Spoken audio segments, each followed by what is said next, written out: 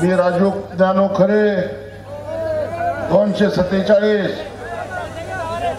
मोहोळ राखीव विधानसभा मतदारसंघातून राष्ट्रवादी काँग्रेस शरदचंद्र पवार पक्ष तथा महाविकास आघाडीचा अधिकृत उमेदवार म्हणून विधानसभेला उभा आहे। माझी निशाणी ही तुतारी वाजवणारा माणूस असून येत्या 20 नोव्हेंबरला मोहोळ मतदारसंघासहित महाराष्ट्रामध्ये आमदार पदासाठी निवडणुका होत आहे। मोहोळ मतदारसंघाच्या जनतेची सेवा करण्यासाठी मला निवडून द्यावं अशी मी आपल्याला कळकळीची विनंती करतो। माझ्या प्रचाराच्या निमित्तानं महाराष्ट्राचे भावी मुख्यमंत्री आदरणीय जयंतजी पाटील साहेब आलेले आहेत। त्यांचं मी मोहोळ तालुक्याच्या वतीनं, पंढरपूर तालुक्याच्या वतीनं, उत्तर सोलापूर तालुक्याच्या वतीनं आणि या मतदारसंघाच्या वतीनं मनापासून हार्दिक अभिनंदन करतो। साहेब, आपल्याला पुढे जायचं आहे, त्यामुळे मी फार कमी बोलतो। फक्त मी एक विनंती करतो की हे मोहोळ शहर हे राष्ट्रीय महामार्ग क्रमांक 9 वरचं शहर, आज राष्ट्रातनं जाणारा 9 नंबरचा महामार्ग हा मोहोळ मधून गेला।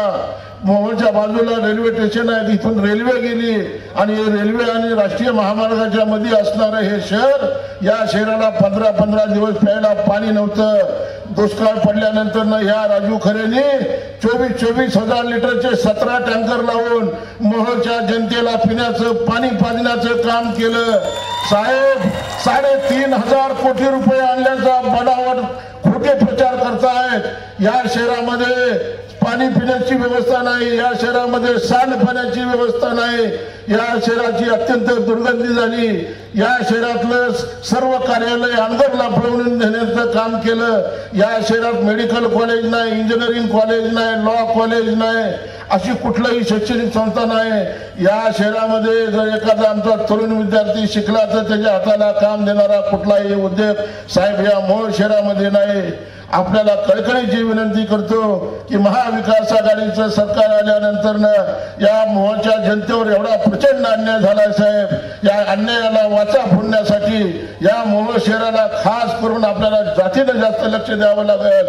हे शहर, हा तालुका दादागिरी, गुंडगिरी, झुंडशाही आणि तानाशाहीतून साहेब आपल्याला मुक्त करावा लागेल।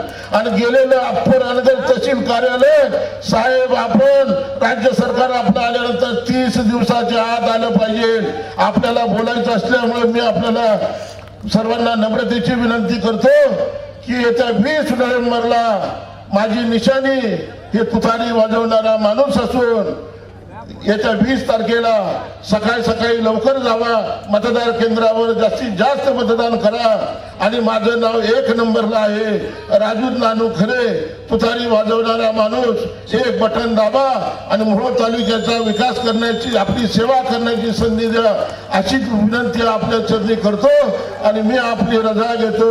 आणि जाता जयंत पाटील साहेब एक गोष्ट मात्र निश्चित सांगतो, छत्रपती शिवाजी महाराजांची शपथ घेतो, डॉक्टर बाबासाहेब आंबेडकरांची शपथ घेतो की साहेब, माझ्या आमदार पदाच्या काळामध्ये मोहोळ तालुक्यामध्ये 1 कोटी अट्रॉसिटीची केस होऊ देणार नाही।